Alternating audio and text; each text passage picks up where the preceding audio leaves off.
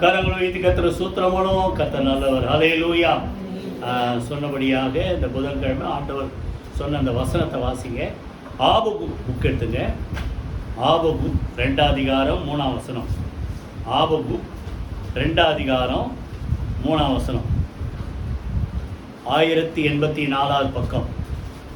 குறித்த காலத்துக்கு தரிசனம் இன்னும் வைக்கப்பட்டிருக்கிறது, முடிவிலே அது விளங்கும், அது பொய் சொல்லாது, அது தாமதித்தாலும் அதற்கு காத்திரு, நிச்சயமாய் அது வரும், அது தாமதிப்பதில்லை. எல்லாம் சேர்ந்து சொல்லுவோமா? அது தாமதித்தாலும் சொல்லுங்க. ஆண்டவர் சொன்ன வார்த்தை தான். தாமதித்தாலும் காத்திரு, அது நிச்சயமா வரும். சொல்லுங்க, வாய்த்திறந்து சொல்லுங்க, அறிக்கை செய்யுங்க. எதுக்கெல்லாம் நீங்க காத்திருக்கிறீங்களோ சொல்லுங்க. அது தாமதித்தாலும் காத்திரு, அது நிச்சயமாய் வரும். பக்கத்தில் பார்த்து சொல்லுங்க. ஆமா, என்னென்ன காரியத்துக்கு வெயிட் பண்றீங்களோ கர்த்தர் நிச்சயமா தர சொல்லுங்க. ஆமா, அது தாமதித்தாலும் காத்திரு, அது நிச்சயமா வரும். சங்கீதம் படிக்கும்போது நிறைய விஷயம் சொன்னேன். நிச்சயமா முடிவு. நீதிமொழிகள் 23:18.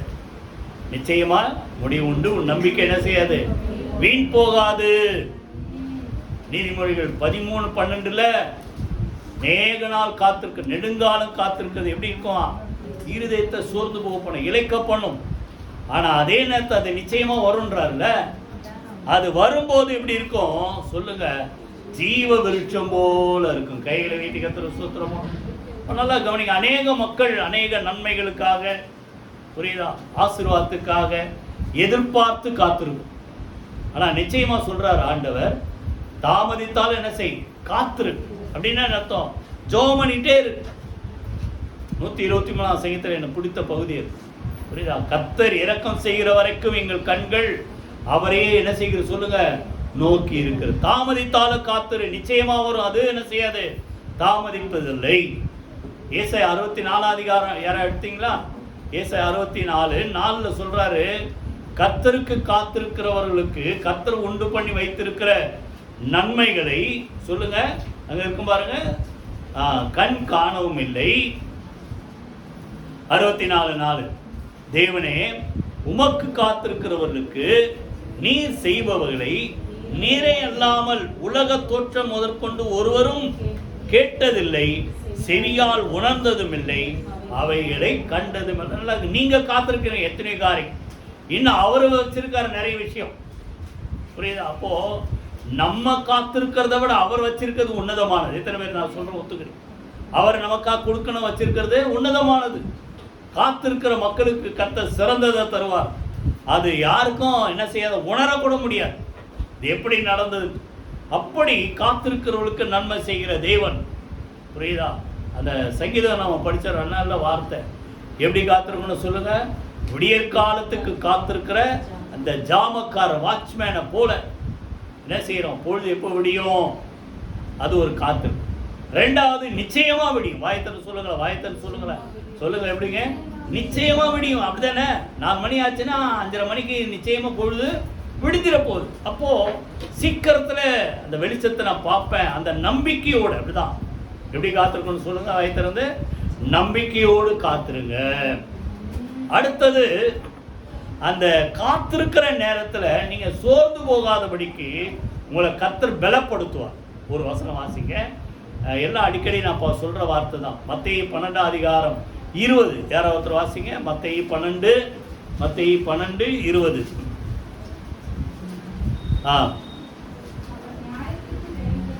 அவர் நியாயத்திற்கு ஜெயம் கொடுக்க பண்ணுகிற வரைக்கும் நெறிந்த நாணலை முறிக்காமலும் மங்கி எரிகிற திரியை. அப்போ நிறைய காரியத்தை நீங்க காத்திருக்கிறீங்க, அது கிடைக்கிற வரைக்கும், நடக்கிற வரைக்கும், புரியுதா? அவர் என்ன செய்வாரா, அந்த நெறிந்த நாணல் அப்படின்னா நம்ம மனசு என்ன செய்யுது, சோர்ந்து போகுது. ஒரு சில நேரத்தில் டக்குன்னு நடந்துன்னா பலமா இருக்கும், தைரியமா இருக்கும், சந்தோஷமா இருக்கும். அப்போ காத்திருக்கிற நேரத்தில் நீங்க சோர்ந்து போகாதபடிக்கு நெறிந்த நாணலை முறிக்காமலும் மங்கி எரிகிற அந்த நம்பிக்கை, ஒரு மங்கி எரிகிற திரியை போல இருந்தாலும் கர்த்தரை அணைக்க மாட்டார். அந்த திரியை கர்த்தர் என்ன செய்வார் சொல்லுங்க, தூண்டி விடுவார். சீக்கிரத்தில் நடக்க சொல்றாரு பாருங்க. அவருடைய 21 அவருடைய நாமத்தின் மேல் புறஜாதியார் நம்பிக்கையா இருப்போம். நம்பிக்கையோடு காத்துருங்க. நீங்க காத்திருக்கிற காரியம் நிச்சயமா வரும், தாமதிக்காது. கைகளை வைத்து கர்த்தரை ஸ்தோத்திரம். இப்போ ஒரு 3 காரியங்கள் சொல்லப்படும். 3 தான். எப்படி நம்ம காத்திருக்கிறோம், காத்திருக்கும் போது என்ன நடக்குது, புரியுதா? எவ்வளவு சீக்கிரத்தில் கர்த்தர் செய்யறாருன்றத பார்ப்போம். முதல்ல வாசிங்க 1 பேதுரு 5ஆம் அதிகாரம், 1 பேதுரு 5ஆம் அதிகாரம் 6ஆம் வசனம். 1 பேதுரு 5:6 வாசிங்க. ஆகையால் ஏற்ற காலத்திலே, எல்லாம் சேர்ந்து வாசிப்போமா? ஏற்ற காலத்திலே தேவன் உங்களை உயர்த்தும்படிக்கு அவருடைய பலத்த கைக்குள் அடங்கி இருங்கள். இது அடங்கி இருங்கள், தாழ்மைப்படுத்துங்க, இந்த அர்த்தத்தில் தான் சொல்றாரு. ஆனா என் மனசுல ஆண்டவர் சொல்றாரு, உயர்த்தப்படுவதற்கு ஒரு காலம் வரும். சொல்லுங்க, வாயத்தர் சொல்லுங்களேன். ஆமா, எல்லாம் எதிர்பார்க்குறீங்க இந்த உயர்வு அந்த உயர்வு, புரியுதா? அப்போ உயர்த்தப்படுகிற ஒரு காலம் இருக்குது. அந்த காலம் வருகிற வரைக்கும் கர்த்தருக்கு அடங்கி காத்துருங்க. கர்த்தர் நிச்சயமா, சொல்லுங்க வாயத்திறந்து, கர்த்தர் உயர்த்துவார். கைகளை வைத்து கர்த்தர் ஸ்தோத்திரம். நம்மளா போயிடக்கூடாது, அதுக்கு தான் சொல்றேன். அந்த டைம் வரும்போது கர்த்தர் எல்லாம் கரெக்டா நடத்துவார். ஒரு நாள் என்ன செய்யக்கூடாது, நம்ம இஷ்டத்துக்கு ஏதாவது குறுக்கு வழியில 37 நிறைய வசனம் அப்படி இருக்கு, புரியுதா? அவர் செய்கிற வரைக்கும் என்ன செய், பொறுமையா காத்துரு. துன்மார்க்கர் மேல பொறாமை பண்ணாத, அடுத்த எரிச்சல் அடையாத, காரிய சித்தியோட மேல என்ன செய்யாத, எரிச்சல் அடையாத. கர்த்தர் அந்த காலத்துல உயர்த்துற வரைக்கும் என்ன செய், அவர் செய்கிற வரைக்கும் என்ன செய், காத்துரு, புரியுதா? இப்போ இந்த சாமுவேல் வந்து தீர்க்கதரிசி மூலமா முதல் ராஜா யாரு, சவுல ஆண்டவர் அபிஷேகம் பண்ணார். அபிஷேகம் பண்ணிட்டு 10ஆம் அதிகாரத்துல சொல்றார், நீ என்ன செய், நான் உன்கிட்ட வருவேன், கில்காலுக்கு வருவேன், அது வரைக்கும் ஒரு வாரம் என்ன செய், காத்துருன்ட்டு, புரியுதா? அதே போல அந்த சம்பவம் ஆக்சுவலா முடிஞ்சிச்சு. 11ஆம் அதிகாரத்தில் கில்காலுக்கு வராரு, பலி செலுத்துறாங்க. சவுல எல்லா ஜனங்களுக்கும் முன்பாக திரும்பமா என்ன செய்தார்கள், ராஜாவாக்கி, அது முடிஞ்சிச்சு. அதுக்கப்புறம் பார்த்தீங்கன்னா 13ஆம் அதிகாரத்தில் சொல்லப்படல, எப்போ சொன்னாருன்ட்டு 1 வருஷம் ஆயிடுச்சு. சவுல் ராஜாவாய் 1 வருஷம் ஆயிடுச்சு. அதற்கு பிறகு அதே போல ஒரு சம்பவம் வருது. நல்லா கவனி. இது எதுக்கு சொல்றேன்னா, ஒரு சில நேரத்தில் நம்ம வந்து அடங்கி இருப்போம், தாழ்ந்திருப்போம், காத்திருப்போம். ஆனா திருப்பி அதே போல இன்னொன்று வந்துன்னா என்ன செய்ய மாட்டோம், காத்திருக்கோம், நம்ம இஷ்டத்துக்கு செஞ்சு. தாவீது அப்படிதான். பெலிஸ்தர் வந்து வராங்க, எதிர்த்து வராங்க. நான் போலாமான்னா போ அப்படின்றார் ஆண்டவர், புரியுதா? போனவொடனே போய் ஜெயிக்கிறார். அதே பெலிஸ்தர் திரும்பி வராங்க. நம்மள என்ன பண்ணுவோம், நம்ம தான் ஆண்டவர் ஏற்கனவே சொல்லிட்டாரு, போயிடுவோம். ஆனா அவர் என்ன பண்றாரு, திரும்ப ஆண்டவர்கிட்ட கேட்கிறாரு. அப்பதான் சொல்றாரு, இந்த ரெப்பாயின் பள்ளத்தாக்கு போகும்போது கொஞ்ச நேரம் வெயிட் பண்ணு. எது வரைக்கும் வெயிட் பண்ணு, கர்த்தருக்கு உனக்குன்பாக கடந்து போகிற வரைக்கும். அந்த முசுக்கொட்டை செடியில ஒரு இறைச்சல் கேட்கும். அப்படின்னா அர்த்தம், ஏஞ்சல்ஸ் வந்து அங்க போய் என்ன பண்ணுவாங்க, மூவ் பண்ணுவாங்க. அதான் அந்த இறைச்சல். அதை கேட்கிற வரைக்கும் நீ வெயிட் பண்ணு. அந்த சத்தம் வந்தோடனே நீ புறட்டு போ. அவர்களை முறியடிக்க கர்த்தர் உனக்குன்பாக கடந்து போ. அப்ப நல்லா சொல்ல, எத்தனை பேர் புரியுது? வழக்கமா இருந்தாலும் ஒவ்வொரு காரியத்துக்கும் நம்ம என்ன செய்யணும், கர்த்தர் கிரியை செய்கிற வரைக்கும். எத்தனை பேர் புரியுதா? கர்த்தர் கிரியை செய்கிற வரைக்கும் என்ன செய்யணும், காத்து. இதே போல இந்த சவுல் 9ஆம் அதிகாரத்தில் சொன்னது 10ஆம் அதிகாரத்தில் நடந்தது கரெக்டாக காத்திருந்தார். அதுக்கப்புறம் 13ஆம் அதிகாரத்தில் ஒரு சம்பவம் வருது பாருங்க, வாசிங்க. 13ஆம் அதிகாரம் 8ஆம் வசனம். யாராவது வாசிங்க. 1 சாமுவேல். 7 நாள் மட்டும் காத்திருந்தான். சாமுவேல் கில்காலுக்கு வரவில்லை. ஜனங்கள் அவனை விட்டு சிதறி போனார். உடனே பயம் வந்துச்சு. பலி செலுத்தணுமே, ஆண்டவர் நோக்கி கூப்பிடணுமே. இவர் என்ன பண்ணார், சாமுவேல் காத்திருது. முதல் சம்பவம் ஏற்கனவே முடிஞ்சிச்சு. அதுக்கப்புறம் 1 வருஷம் ஆயிடுச்சு. இப்போ முதல்ல காத்திருந்தா மாதிரி இப்போ 2வது காத்திருக்க இவருக்கு என்ன இல்லை, மனசு. 7 நாள் ஆச்சு, வரல. என்ன ஒன்று எண்ணி துணிந்து. நல்லா கவனிங்க. குறித்த நாட்கள் வாசிங்க. இதில் 10ஆம் வசனம். அவன் சர்வாங்க தகன பலியிட்டு முடிகிற போது இதோ சாமுவேல் வந்தான். சவுலை அவனை சந்தித்து வந்தனம் செய்ய அவனுக்கு எதிர்ப்போ இவரே பலி செலுத்திட்டார். சாமுவேல் தீர்க்கதரிசி தான் இவரை ராஜாவா அபிஷேகம் பண்ணார். வர வரைக்கும் வெயிட் பண்ணுன்னா வெயிட் பண்ணணும். 2வது தடவை சொன்னாலும் வெயிட் பண்ணணும், 3 தடவை சொன்னாலும் வெயிட் பண்ணணும். இவர் காத்திருக்க பொறுமை இல்லாமல் 7 நாள் ஆயிடுச்சு, வரலன்னொன்னே இவரை என்ன பண்ணிட்டாரு, பலி செலுத்த ஆரம்பிச்சோடனே அப்போ கரெக்டாக முடிஞ்சவன வராரு. அதான் சொல்றாரு, கில்காலிலே பெலிஸ்தர் எனக்கு விரோதம் 12ஆம் வசனத்தில் இருப்பாருங்க, விரோதமாக வந்து விடுவார்கள் என்றும் நான் இன்னும் கர்த்தருடைய சமூகத்தை நோக்கி விண்ணப்பம் பண்ணவில்லை என்றும் எண்ணி, அந்த வார்த்தை வாசிங்க, எல்லாம் சேர்ந்து வாசிங்க, எண்ணி துணிந்து. அப்படின்னா அர்த்தம், எந்த வேலையை யார் செய்யணுமோ அவங்க தான் செய்யணும். புரியுதா? எண்ணி துணிந்து சர்வாங்க சகன பலிகளை தகன பலிகளை செலுத்தணும்னு இப்பதான் சொல்றாரு. இப்போதோ இப்படி நீ பண்ண 14ஆம் வசனத்துல உம்முடைய ராஜ்யபாரம் என்ன செய்யாது, நிலை நிற்க. அப்ப நல்லா கவனிங்க, வெயிட் பண்ண வேண்டிய நேரத்தில் என்ன செய்யணும்? வாயத்தில் சொல்லுங்கிற வெயிட் பண்ணணும். நடக்கிற வரைக்கும் வெயிட் பண்ணணும். நம்மளா நம்ம இஷ்டத்துக்கு போனால் தகராறு தான் முடியும். அதே போல் அடுத்து நீங்கள் பார்த்தீங்கன்னா உசியான்ற ஒரு ராஜா, அவர் அப்படிதான் என்ன பண்ணிட்டாரு, இவர் தூபம் காட்ட போயிட்டார். இவர் பலி செலுத்தினாரு, அவர் தூபம் காட்ட போயிட்டார். உடனே பார்த்தா அங்கே வந்து ஆசாரியரை தடுக்கிறாங்க. தூபம் காட்டுற யாருடைய வேலை? ஆசாரியருடைய வேலை. நீ என்ன ராஜாவாக இருந்தால் எல்லாம் செய்யலாமா? அப்படி வெளியே போனோடனே இவன் துணிகரமாக உள்ளே போனதால கடைசியில் பார்த்தா நெத்தியில் என்னாச்சு, குஷ்டரோகம். சாவர வரைக்கும் குஷ்டரோகியாக இருந்து செத்தான். பயங்காட்டு சொல்கிறேன். நல்லா கவனிங்க, எதுக்கு சொல்கிறேன்னா, வெயிட் பண்ணுன்னா என்ன செய்யணும் சொல்லுங்க? வெயிட் பண்ண துணிச்சலோட துணிகரமாக எந்த காரியத்தை செய்யாதபடிக்கு அவர் செய்கிற வரைக்கும் சொல்லுங்க, வாய் திறந்து. அதான் 123 கர்த்தர் எங்களுக்கு இரக்கம் செய்கிற வரைக்கும் எங்கள் கண்கள் அவரையே சொல்லுங்க நோக்க. உயர்வு வேணும்னா கர்த்தர் சமூகத்தில் காத்துருங்க, ஏற்ற காலம் வரும், கர்த்தர் நிச்சயமா உயர்த்தும். இது சவுலுடைய வாழ்க்கை. அவன் நெகட்டிவ் துணிச்சல்லாம் பண்ணிட்டான். ஆனா அதே போல அதுக்கு அடுத்த ராஜா ஆண்டவர் அவன் இருக்கும்போதே அபிஷேகம் பண்ணிட்டார். யார? தாவீத. அதுக்கப்புறம் இன்னொரு சம்பவம் 15ஆம் அதிகாரத்தில் 1 சாமுவேல்ல ஆகாக போய் அழிச்சிரு, அந்த அமலேக்கியர்லாம் அழிச்சிருன்னு அதுலேயும் மிஸ் பண்ணிட்டார். கடைசியில் ஆண்டவர் 16ஆம் அதிகாரத்தில் நீ போய் ஈசாய் வீட்டில் போய் இன்னொரு ராஜாவை என்ன பண்ண அபிஷேகம் பண்ணணும்னு தாவீது ராஜாவாக 16ஆம் அதிகாரத்தில் அபிஷேகம் பண்ணிட்டார். சவுல் உயிரோடு இருக்கிறார். அதே நேரத்தில் ராஜா அடுத்த ஸ்தானத்துக்கு தாவீது ஆண்டவர் ரெடி பண்ணிட்டார். நல்லா புரிஞ்சுங்க. இப்போ இது தெரிஞ்ச உடனே பொறாமையில் நிறைய சம்பவம், நேரம் இல்லாதெல்லாம் விட்டுறேன், நிறைய சம்பவம்லாம் வந்த உடனே இப்போ தாவீது மேலே யாருக்கு பொறாமை வந்துச்சு? சவுலுக்கு பொறாமை வந்துச்சு. ஏன்னா ஒரு பாட்டு பாடினாங்க, சவுல் கொன்றது 1000, தாவீது கொன்றது 10,000. நல்லது தானே? எல்லாம் சொல்லுவாங்கள்ல, தாய் என்ன சொல்லுவாங்க, தாய் 8 அடி பாய்ஞ்சா குட்டி 16 அடி பாய். ஆண்டவர் தான் சொல்றாரு, என்னை விசுவாசிக்கிறவன் நான் செய்கிற கிரியைகளை செய்வான், இதிலும் பெரிதான செய்வான். இப்போ என்கிட்ட கத்துக்கினால நீ இன்னும் நல்லா இருந்தா சந்தோஷம் அப்படின்னு இருக்கலாம். எனக்கு 1000, அவனுக்கு 10,000 தான் போறான். கடைசியில தாவீதுக்கு சத்ருவாகி அவனை அழிக்க தேடுறான். ஆனா தாவீது காத்திருக்க. சவுல 2 தடவை ஆண்டவர் கொடுத்தார்.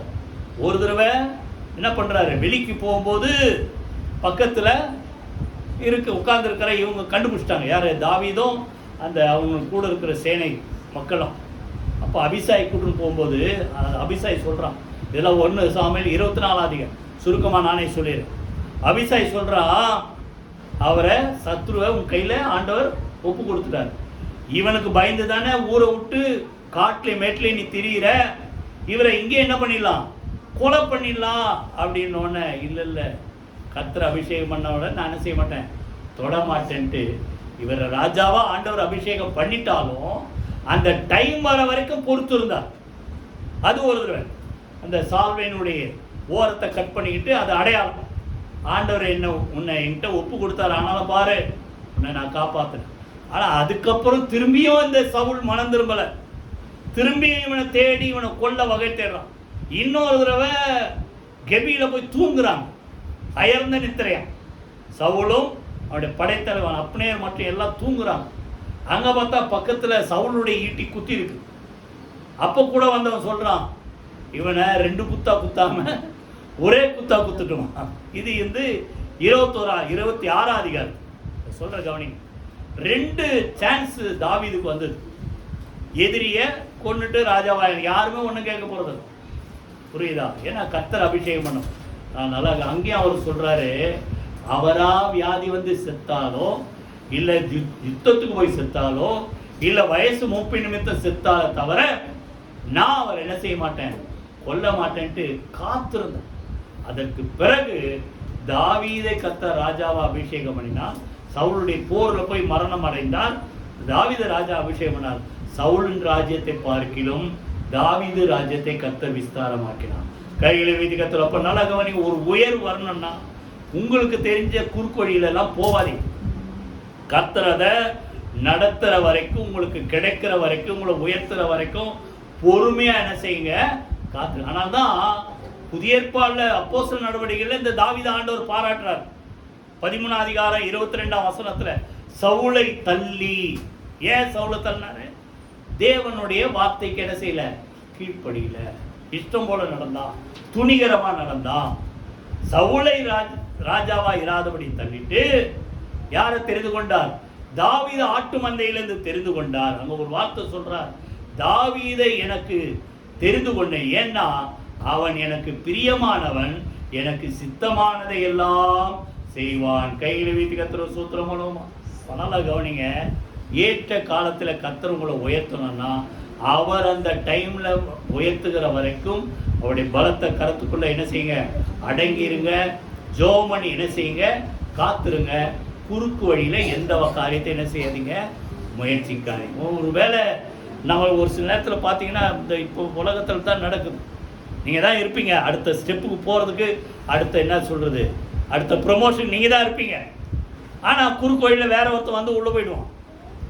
நமக்கு என்ன வரும், சே நம்ம இவ்வளோ வெயிட் பண்ணுறோம். அப்போ நம்ம ஒரு வழியை தெரிந்து கொள்ளும். ஒரு நாள் அப்படி பண்ணாதீங்க. கர்த்தர் உங்களை உயர்த்துற வரைக்கும் சொல்லுங்க, வாயை திறந்து பொறுமையாக என்ன செய்யுங்க, காத்துருங்க. கர்த்தர் ஏற்ற காலத்திலே சொல்லுங்க உயர்த்துவார். உயர்வுக்கு காத்து. இரண்டாவது எபிரேயர் 6 அதிகாரம் வாசி. எபிரேயர் 6 அதிகாரம் 14-15. எபிரேயர் 6 அதிகாரம் 14-15. நிச்சயமாக வாசிங்க. நிச்சயமாக நான் உன்னை ஆசீர்வதிக்கவே ஆசீர்வதித்து உன்னை பெருகவே பெருக பண்ணுவேன் என்றார்.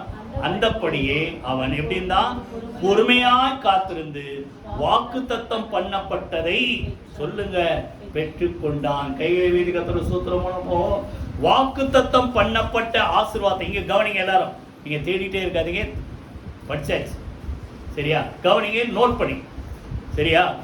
அப்போ ஆபிரகாமுக்கு ஆண்டவர் வாக்குத்தத்தம் சொல்றார், உன்னை பெருகவே பெருக பண்ணுவேன், ஆசீர்வதிக்கே ஆசீர்வதிப்பேன். புரியுதா? கர்த்தருக்கு அவன் பொறுமையா காத்திருந்து என்ன செய்தான் சொல்லுங்க, பொறுமையா காத்திருந்து வாக்குத்தத்தம் பண்ணப்பட்டதை என்ன செய்தான் சொல்லுங்க. எப்ப நல்லா கவனிங்க, கர்த்தருக்குள் சொல்ற காரியங்களை பெற்றுக்கொள்ளுகிற வரைக்கும் என்ன செய்யணும், வாயத்தர் சொல்லுங்களேன், பொறுமையா காத்து. கைகளை வைத்து கர்த்தர் சூத்திரமும் 12 அதிகாரத்தில் கூப்பிடுறார். ஆதியாகமம் 12 அதிகாரத்துல நீ என்ன செய், உன் தகப்பன் வீட்டை விட்டு உன் நாட்டை விட்டு நான் உனக்கு காண்பிக்கும் தேசத்துக்கு போ அப்படின்ட்டு அழைப்பு கொடுக்கிறார் ஆண்டவர். இன்னும் சொல்ல போனா நீ வா அப்படின்ற, நான் கூட வருவேன். 2ஆம் வசனத்துல கர்த்தர் சொன்னபடி அவன் என்ன செய்தான், புறப்பட்டு போன. 1ஆம் வசனத்திலே இருக்கும். 2ஆம் வசனத்துல தான் ஆசீர்வாதம். புறப்பட்டு போனவனை யாரா வச்சிருக்கீங்களா? அதை 12 அதிகாரம் 2ஆம் ஆதியாகமம் 12 அதிகாரம் 2ஆம் வசனம். அங்கதான் சொல்றாரு, நான் உன்னை பெரிய ஜாதியாக்க புறப்பட்டு வந்தல, சொன்னது கீழ்ப்படியே, உன்னை பெரிய ஜாதியாக்கி உன்னை ஆசீர்வதித்து உன் பேரை பெருமைப்படுத்துவேன், நீ ஆசீர்வாதமா இருப்ப. பின்னால் அப்படியே சொல்றார், உனக்குள் பூமியில் உள்ள வம்சங்கள் எல்லாம் ஆசீர்வதிக்கப்படும், உன்னை ஆசீர்வதிக்கிறவனை ஆசீர்வதி. ஒரு 2-3 வாரம் முன்னாடி ஒரு தடவை பார்த்தோம். அப்போ நல்லா கவனிங்க, கர்த்தர் நிறைய விஷயம் சொல்றாரு. அதை பெற்றுக்கொள்வதற்கு நம்ம என்ன செய்யணும் சொல்லுங்க. ஆபிரகாம் சொல்லப்பட்ட ஆசீர்வாதம் இன்னும் சொல்லப்பட கலாத்தியர்கள் சொல்றார், யாரெல்லாம் தேவன் மேல விசுவாசமா இருக்கிறாங்களோ அந்த விசுவாச மார்க்கத்தார் ஒவ்வொருவரும் ஆபிரகாமுக்கு சொல்லப்பட்ட ஆசீர்வாதத்தை என்ன செய்ய முடியும், பெற்றுக்கொள்ள முடியும். கைகளை வைத்து கர்த்தர் சூத்திரம் பண்ணுவோமா? அப்ப நல்லா கவனிங்க, இவர் சொல்றார், கூப்பிடுறார். கூப்பிட்டவன புறட்டு போனவன சொல்றாரு, நான் உன்னை ஆசீர்வதிப்பேன், பெருகவே பெருக பண்ணுவேன், பேரை பெருமைப்படுத்துவேன், நீ ஆசீர்வாதமா இருப்ப, உனக்குள் ஜனங்கள் ஆசீர்வதிக்கப்படுவாங்க, உன்னை ஆசீர்வதிக்கிறவர்கள் ஆசீர்வதிப்பேன், உன்னை சபிக்கிறவர்களை சபிப்படி நிறைய சொல்றார். 7 ஆசீர்வாதம் இருக்கு. புரியுதா? ஆனா நல்லா கவனிங்க, கர்த்தர் சொன்ன ஆசீர்வாதத்தை பெற்றுக்கொள்ளுகிற வரைக்கும் சொல்லுங்க வாய் திறந்து பொறுமையாக. இப்ப இதை சொல்லும் போது ஆபிரகாமுக்கு என்ன வயசு தெரியுமா? 75 வயசு. 75 வயசு. அதுல இருக்கா? 4ஆம் வசனத்துல இருக்கும்னு நினைக்கிறேன்ல. இருக்கா? 4ஆம் வசனத்துல இருக்கா? ஆபிரகாம் ஆரானை விட்டு புறப்பட்ட போது 75 வயது உள்ளவனாய் இருந்தான்.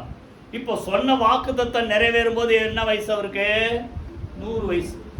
21ஆம் அதிகாரம் 5ஆம் வசனம். அவர் சொன்ன அந்த வாக்குத்தத்தத்தின்படி ஈசாக்கு வாக்குத்தத்தத்தின் பிள்ளை. புரியுதா? ஈசாக்கு பிறக்கும் போது ஆபிரகாம் 100 வயசு. அதுக்காக ஒவ்வொரு ஆசீர்வாதத்தையும் நீங்க ஆண்டவர்கிட்ட கேட்கிற ஒவ்வொரு ஜபத்துக்கும் அது நடக்கிறதுக்கு 25 வருஷம் காத்திருக்கணும். அப்படி இல்லை, ஆபிரகாமுக்கு அப்படி. புரியுதா? உங்களுக்கு ஒருவேளை 25 நாள்ல கூட என்ன செய்யலாம்? சொல்ல மாட்டீங்களே. நடக்கும் சொல்லுங்களேன். நடக்கலாம் இல்ல சொல்லுங்க. நடக்கும். இல்ல 25 மணி நேரத்தில் கூட நடக்கும். அவரால் முடியாத காரியம் ஒன்றும் இல்லை. புரியுதா? அப்போ வாக்குத்தத்தம் பண்ணப்பட்டதை பெற்றுக்கொள்வதற்கு என்ன செய்யணும் சொல்லுங்க? பொறுமையாக காத்து. எத்தனை வருஷம்? 25. இடையில அப்பப்போ ஆண்டவர் பேசிக்கிட்டே இருக்கார். இப்போ நல்லா கவனிங்க, நடக்கிற வரைக்கும் ஆண்டவர் உங்கள்கிட்ட பேசிட்டே இருக்கு. எப்போ பேசுவாரு? நீங்க ஜெபம் பண்ணாதான் பேசுவார். நீங்க பாட்டு அவர் என்னைக்கோ சொன்னாருங்க அது நடக்கட்டும் அப்படின்ட்டு உங்க இஷ்டம் போல தான் ஒன்றும் நடக்காது. நீங்க என்ன பண்ணணும்? ஜெபம் பண்ணிட்டே இருக்கணும். ஜெபம் பண்ணிட்டே இருக்கணும். ஆண்டவர் நோக்கி கூப்பிட்டுட்டே இருந்தா அந்த கைடன்ஸ் அந்தந்த சூழ்நிலைக்கு ஏற்றபடி கர்த்தர் செய்வார், கொடுத்துக்கிட்டே இருப்பார். புரியுதா? 15ஆம் அதிகாரத்தை திருப்பி ஒரு ரிப்பீட் பண்றார். வானத்தை அண்ணாந்துப்பார், நட்சத்திரத்தால் என்ன முடிஞ்சா என்னன்றார். இதெல்லாம் என்னது? அவனுக்கு ஒரு பலப்படுத்துற மாதிரி பேசுறார். இல்ல என்ன முடியலன்னு உன் சந்ததி இவ்வளமாயிருக்கும். அங்கதான் போட்டிருக்கு. ஆபிரகாம் கர்த்தரை விசுவாசித்தான், அவர் அதை அவனுக்கு நீதியாக. இப்போ 15ஆம் அதிகாரத்தில் சொல்லிட்டார். அப்போ 75 வயசு கிட்டத்தட்ட. 16ஆம் அதிகாரத்தில் கொஞ்சம் டைவர்ட் ஆயிட்டார். எத்தனை வருஷம்? கிட்டத்தட்ட ஒரு 11 வருஷம் ஆயிடுச்சு இடையில. 15ஆம் அதிகாரத்துக்கும் 16ஆம் அதிகாரத்துக்கும் வர்றதுக்கு 10 வருஷம் 11 வருஷம், பிறக்கும்போது 11 வருஷம். யார் வந்தது இடையில? ஒரு அம்மா வந்துச்சு, ஆகார் வந்துச்சு. இவர் சொன்னது யார் மூலமா? வாக்கு தத்தத்தின் பிள்ளை உனக்கு. ஏற்கனவே ஒரு ஒய்ஃபு இருக்குது. யாரு? சாரா. அவ்வளவுதானே சொல்லணும். இப்போ இவரு இந்த அம்மாவுக்கும் கொஞ்சம் நம்பிக்கை கொஞ்சம் குறைஞ்சி, அவருக்கும் கொஞ்சம் நம்பிக்கை குறைஞ்ச, ஆகார் மூலமாவது ஒரு பிள்ளை பிறக்கட்டமே அப்படின்னோடனே இவர் செவி கொடுத்து பிள்ளை பிறந்துச்சு. பிள்ளை பிறந்த அப்போ வயசு இஸ்மேல் பிறக்கும்போது வசனம் இருக்கும். 16ஆம் அதிகாரம் கடைசி வசனம் 16ஆம் வசனத்தில் இஸ்மேல் பிறக்கும்போது ஆபிரகாமுக்கு 86 வயசு. 86 வயசுல இருந்து திருப்பி எப்போ ஆண்டவர் பேசுறாரு? 99 வயசுல பேசுறாரு. இப்ப எவ்வளவு நாள் கேப்? 13 வருஷம் ஆண்டவர் பேசுறார். ஏன்? இவர் என்ன செய்யல? சொன்ன வாக்கு தத்தம் யார் மூலமா? சாரார் மூலமா தானே. பொறுமையா காத்திருக்காம இவர் இஷ்டத்துக்கு ஏதோ ஒரு வழிக்கு போயிட்டார். இன்னைக்கு வரைக்கும் பிரச்சனை அந்த இஸ்மவேல். புரியுதா? சொன்ன வாக்கு தத்தத்தின்படி காத்திருக்காம இவர் கொஞ்சம் டைவர்ட் ஆனதால 13 வருஷம் ஆண்டவர் பேசுறார். ஆண்டவர் அதுக்கப்புறமா 99 வயசுல திருப்பி பேசுறார். பேசுற ஆண்டவர் முதல் வார்த்தை என்ன சொல்றாரு தெரியுமா? 17:1, நான் சர்வ வல்லமையுள்ள தேவன், நீ எனக்கு முன்பாக நடந்து கொண்டு எப்படி இரு, உத்தமனார் ஒழுங்காருன்றாரு. அதுக்கப்புறம் தான் உடன்படிக்கை பண்றாரு. விருத்த சேதன உடன்படிக்கை. இதெல்லாம் பண்ண உன் சந்ததி கர்த்தர் உன்னை அநேக ஜாதிகளுக்கு தகப்பனா மாத்துறதால இனிமேல் உன் பேரு ஆபிராம் இல்ல ஆபிரகாம் என்று அழைக்கும், சாரா இல்ல சாரால் என்று அழைக்கும். பேரை மாத்திரம். புரியுதா? நல்லா கவனிங்க. எதுக்கு சொல்றேன்னா 100% ஆண்டவரை நம்பி கர்த்தர் சொன்னது நிச்சயமா நிறைவேறிட்டு அந்த வசனத்தை மாத்திராது. 130ஆம் சங்கீதத்துல விடியற் காலத்துக்கு நம்பிக்கையோட என்ன செய்யறான்? அந்த ஜாமக்காரன் காத்திருக்கான். அவனுக்கு நம்பிக்கை இருக்குது. நிச்சயமா இன்னும் 1 மணி நேரத்துல பொழுது என்ன செய்யும்? விடியும். அதே போல கர்த்தர் சொன்ன காரியம்லாம் உங்க வாழ்க்கையில நிச்சயமா நடக்கும்ட்டு நிச்சயமா பொழுது விடியுன்று நீங்க உங்களுக்கு தெரிஞ்ச மாதிரி நம்பிக்கையோடு இருக்கிற மாதிரி காத்திருங்க. கர்த்தர் நிச்சயமா காரியத்தை என்ன செய்வார் சொல்லுங்க? வாய்க்க செய்வார். கைகளை வைத்து கர்த்தர் சொல்றோம். இடையில வர போராட்டங்கள்ல நீங்க சோர்ந்து கூடாது. ஒரு 2 வசனத்தை வாசித்து அடுத்து போயிடுவோம். சங்கீதம் 27 கடைசி 2 வசனம் வாசிங்க. 27 அதிகாரம் 13, 14 வாசிங்க. சங்கீதம் 27. நானும் ஜீவனுள்ளோர் தேசத்திலே கர்த்தருடைய நன்மையை காண்பேன் என்று விசுவாசியாதிருந்தால் கெட்டு போயிருப்ப. அப்போ கர்த்தர் சொன்ன வாக்கு தத்தத்தெல்லாம் முதல்ல நம்பணும். சொல்லுங்க, வாய் திறந்து. நம்பனா சந்தோஷமா இருப்பீங்க. நம்பல விசுவாசிக்கலன்னா கெட்டு போயிருப்பேன். ஒரே சொல்ற தாவீது, நம்பிக்கையோட நான் காத்திருக்கிறேன், அதனால நான் சந்தோஷமா இருக்கிறேன். நம்பலனா கெட்டு போயிருப்பேன். இப்போ சொல்றாரு, எல்லாருக்கும் சொல்றாரு, கர்த்தருக்கு 14 வாசிங்க எல்லாரும் சேர்ந்து. கர்த்தருக்கு காத்திரு, அவர் உன் இருதயத்தை ஸ்திரப்படுத்துவார். சொல்லுங்க, திடமனதாயிருந்து. யாருக்கே காத்திரு? அவருக்கு. அவர் சொன்னார்ல, சொன்னவர் சொல்லுங்க, வாய் திறந்து, செய்து முடிப்பார். கர்த்தர் எனக்காக யாவையும் செய்து முடிப்பார். புரியுதா? சொன்னவர் நிச்சயமா செய்வார். சொல்லியும் செய்யாதிருப்பாரோ, வசனித்தும் நிறைவேற்றாதிருப்பாரோ? பொய் சொல்ல தேவன் மனிதன் அல்ல. சொன்னார்னா நிச்சயமா செய்வார். மனுஷன் தான் வாக்கு மாறிடுவான். சூழ்நிலை வேற மாதிரி வருது, ஒருவேளை அவனுக்கு பிரியமா நீங்க இல்லைன்னா, நான் சொன்னதான் நீ இப்படி சொன்ன மாதிரி இருந்தியா? நம்மளே கேள்வி கேட்போம். நான் சொன்னேன், நீ செஞ்சியா? சொன்னதை நீ செஞ்சியான்னு அவனுக்குள்ள பொறுப்பு. இப்போ வாக்கு மாறுவான். ஆனா ஆண்டவர் ஒரு நாள், சொல்லுங்க, வாய்த்து சொல்லுங்களேன், வாக்கு மாறார். கையில வைத்து கர்த்தருக்கு ஸ்தோத்திரம். சொன்னதை செய்து முடிப்பார். ஆனா நமக்கு அந்த வாக்கு தத்தம் நிறைவேறுகிற வரைக்கும், அதை பெற்றுக்கொள்ளுகிற வரைக்கும், நடக்கிறதா நெகட்டிவா இருந்தாலும் எப்படி காத்திருக்கணும்? நம்பிக்கையோட. வாய்த்து சொல்லுங்களேன், நம்பிக்கையோட பொறுமையோட காத்திருப்போம்.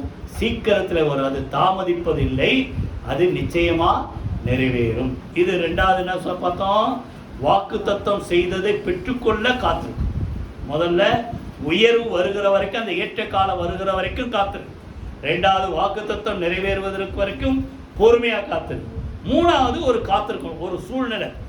இப்போ யோபுக்கு வாங்க. யோபு 14ஆம் அதிகாரம் எல்லாரும் எடுத்துங்க. யோபு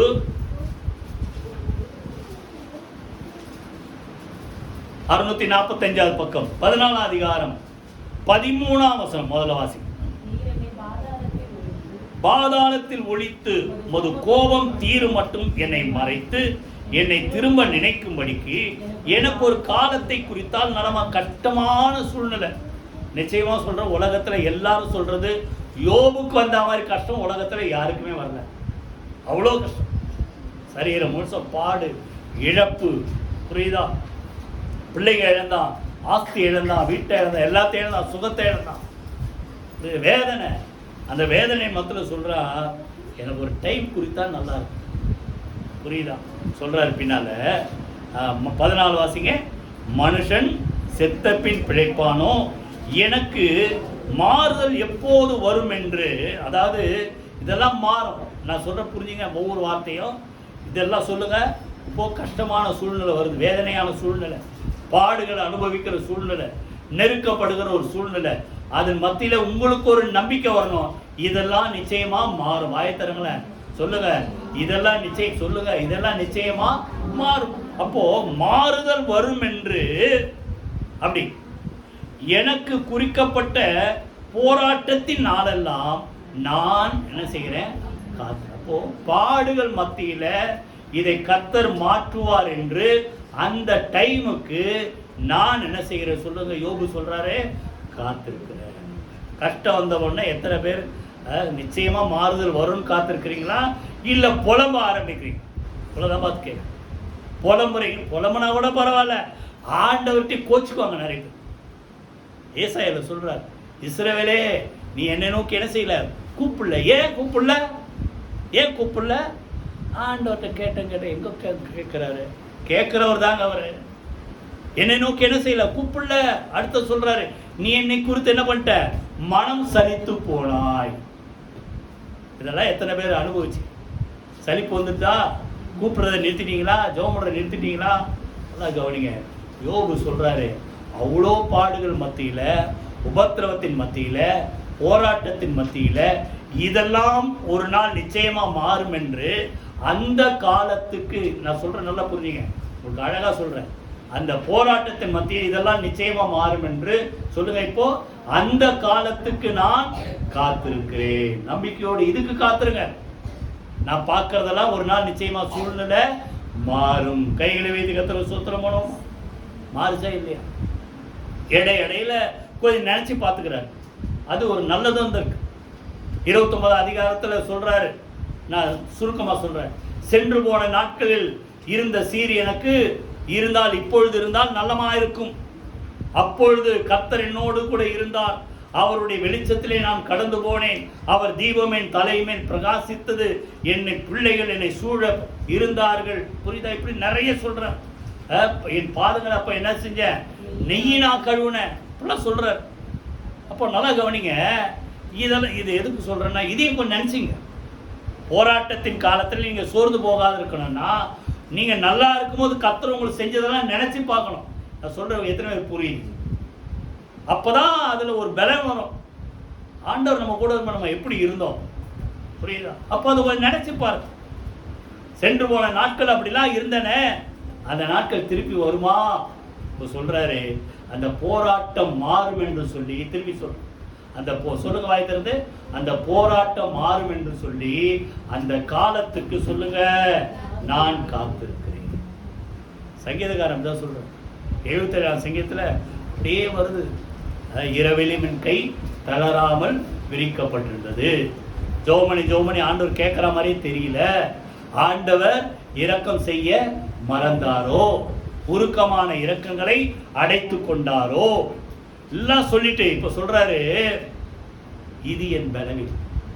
ஏன் இதெல்லாம் என்னால் தாங்க முடியல, நான் புலம்புறேன். நீங்க புலம்புற மாதிரி புலம்புறேன் அப்படி சொல்லிட்டு ஒரு வார்த்தை சொல்றாரு, பூர்வ காலத்தின் அதிசயங்களை நான் நினைத்து பார்ப்பேன். சுருக்கா 77 சங்கீதம் அந்த வார்த்தை சொல்லுங்க. அப்போ நல்லா கவனிங்க. இந்த போராட்டத்தின் மத்தியில நீங்க சோர்ந்து போக இருக்கணும்னா, நீங்க நல்லா இருக்கும்போது கர்த்தர் என்னெல்லாம் செய்தார் சொல்லுங்க. அதை நினைச்சு பார்த்து கொஞ்சம் சந்தோஷப்பட்டுங்க.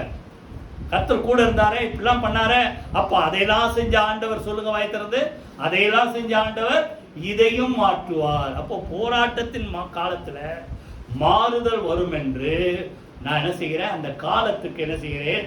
காத்து. அதே போல வந்ததா இல்லையா? சொல்லுங்க. யோபு சரித்திரம் கஷ்டத்துல முடிஞ்சுதா?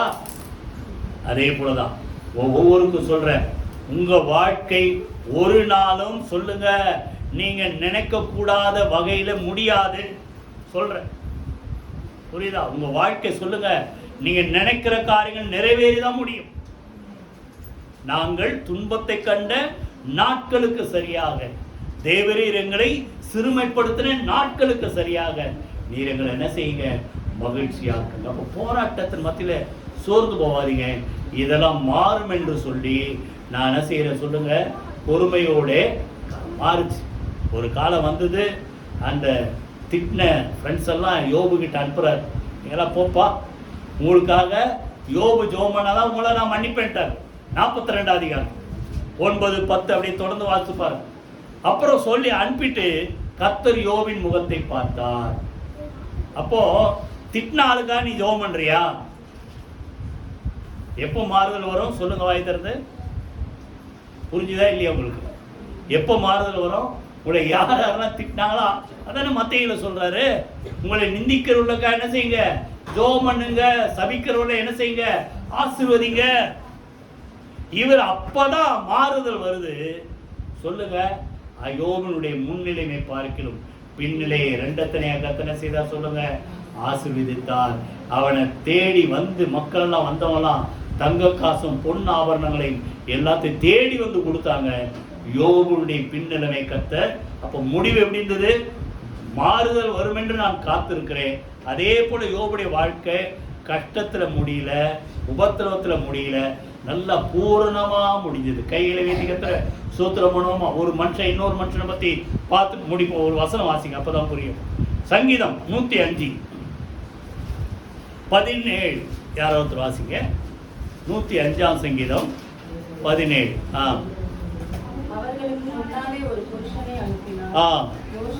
யோசேப்பு சிறையாக விற்கப்பட்டார். இது எல்லாருக்கும் தெரியும். யார் வித்தது? கூட பிறந்த அண்ணமாருங்க தான் வித்தாங்க. தம்பி இல்லை, அண்ணமாருங்க தான் வித்தாங்க. சொந்த தம்பிய 20 வெள்ளிக்காசுக்கு வித்தாங்க. முதல்ல கொலை பண்ணலாம் பார்த்தாங்க, குழியில போட்டாங்க. கடைசியில் தூக்கி எடுத்து அதே ஆளுங்க என்ன பண்ணிட்டாங்க? 20 வெள்ளிக்காசுக்கு வித்தாங்க. கடைசியில் அடிமையா யோசேப்பு எங்க போறாரு? எகிப்துக்கு போறாரு. நடக்கிறதெல்லாம் தப்பாவே நடக்குது. செய்யாத தப்புக்கு எங்க போயிட்டாரு? ஜெயிலுக்கு போயிட்டாரு.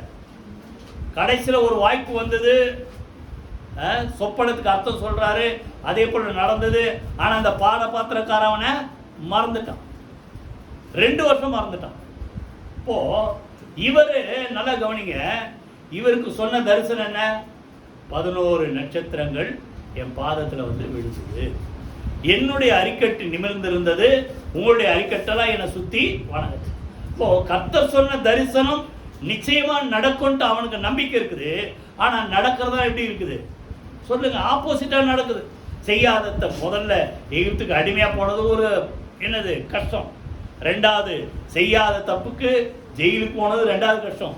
3வது இவன் நம்மளை போய் பார்வன்ட்டா ராஜா கிட்ட போய் சொல்லி நம்மளை விடுதலை பண்ணிடுவான்னு எதிர்பார்த்தோம், அதுவும் நடக்கல. 2 வருஷம் இன்னும் காத்திருக்கிறான். மொத்தம் பார்த்தா 13 வருஷம் காத்திருக்கிறான். யாரு? யோசேப்பு. 37 அதிகாரத்தில் இருக்கும். ஆடுகளை மேய்க்கிற அந்த சகோதரத்துல யாக்கோபு அடுப்பும் 17 வயசு. பார்வோனுக்கு முன்பாக யோசேப்பு நிற்கும் 41 அதிகாரத்தில் இருக்கும். யோசேப்புக்கு 30 வயசு. அப்போ மொத்தம் எத்தனை வருஷம்? 13 வருஷம் காத்திருக்கிறார். ஆனால் காரணம் நல்லா கவனிங்க, இதை செஞ்சவர் ஆண்டவர் தான். எத்தனை பேருக்கு ஒத்துக்குறோம்? ஏன்னா இந்த பஞ்சம் இத்தனை அப்போ 37லேருந்து கிட்டத்தட்ட 39 வயசுல தான் இவங்கெல்லாம் வராங்க. 17லேருந்து 39 கிட்டத்தட்ட 20 வருஷம் வச்சுங்களேன். 20 வருஷம் கழிச்சு ஒரு பஞ்சம் வரப்போறது யாருக்கு தெரியுது? ஆண்டவருக்கு. இதெல்லாம் நான் யோசிச்சு பாருங்க. 20 வருஷம் கழிச்சு எகிப்துல வர பஞ்சம், கானான் தேசம் அங்க இருக்கிற எல்லாருக்கும் ஆகாரம் கிடைக்காம மொத்த பஞ்சத்துல அழிஞ்சிருவாங்கன்ட்டு, இந்த யோசேப்பு மூலமா பஞ்சம் தீர போகுதுன்ட்டு இவனை எகிப்து கொண்டு போறதுக்கு முதல்ல அடிமையா கொண்டு போனாங்க. அப்புறம் ஜெயிலுக்கு போனாரு. அப்புறம் ஜெயில இருக்கும்போது பார்வோனுக்கு அந்த சொப்பனத்துக்கு அர்த்தம் சொன்னோடனே யோசேப்புல இவனுடைய ஆலோசனையின்படி நடந்ததால என்னாச்சு?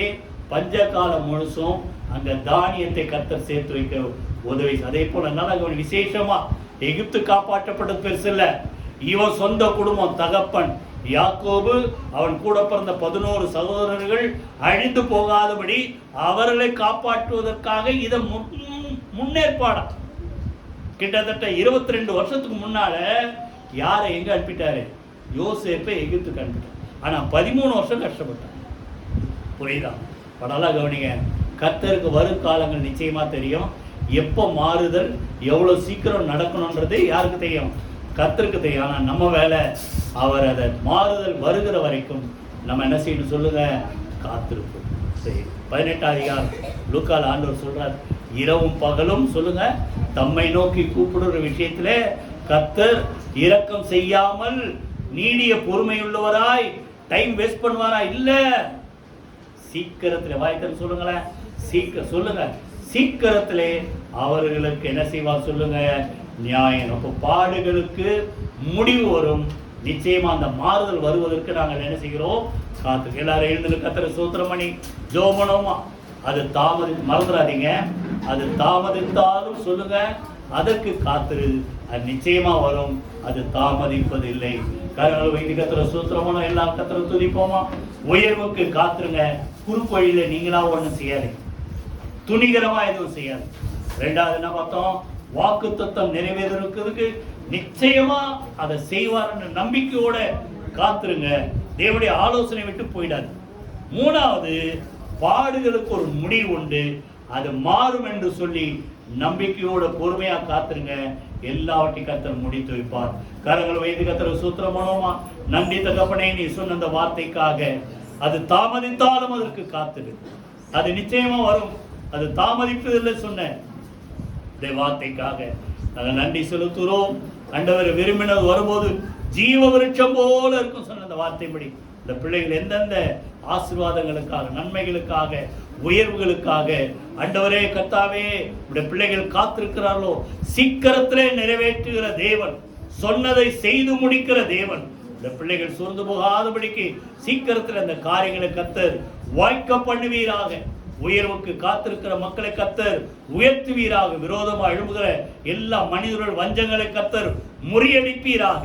வாக்குத்தத்தம் பண்ணப்பட்ட எல்லா ஆசீர்வாதங்களை பெற்றுக்கொள்ள கர்த்தர் அனுக்கிரகம் செய்வீராக.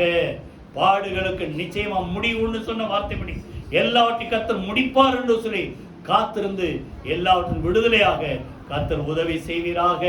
ஒவ்வொரு மக்களையும் பிள்ளைகளை கர்த்தரபடியாக ஆசீர்வதியும். இயேசு கிறிஸ்துவின் ஜீவனுள்ள ஜெயமுள்ள நாமத்தில் ஜெபிக்கிறோம் நல்ல பிதாவே, ஆமென். நம்முடைய கர்த்தராகிய இயேசு கிறிஸ்துவின் கிருபையும் பிதாவாகிய தேவனுடைய அன்பும் பரிசுத்தாவியானுடைய அந்யோன்ய ஐக்கியம் நம் அனைவரோடும் சகல பரிசுத்த அனைவரோடும் ஆண்டவராகிய இயேசு கிறிஸ்து வருகை மட்டும் இருப்பதாக. ஆமென். என் ஆத்துமாவே கர்த்தரை ஸ்தோத்திரி, என் முழுமே அவருடைய பரிசுத்த நாமத்தை ஸ்தோத்திரி. என் ஆத்துமாவே கர்த்தரை ஸ்தோத்திரி, அவர் செய்த சகல உபகாரங்களை மறவாதே. ஆமென், ஆமென். God bless you.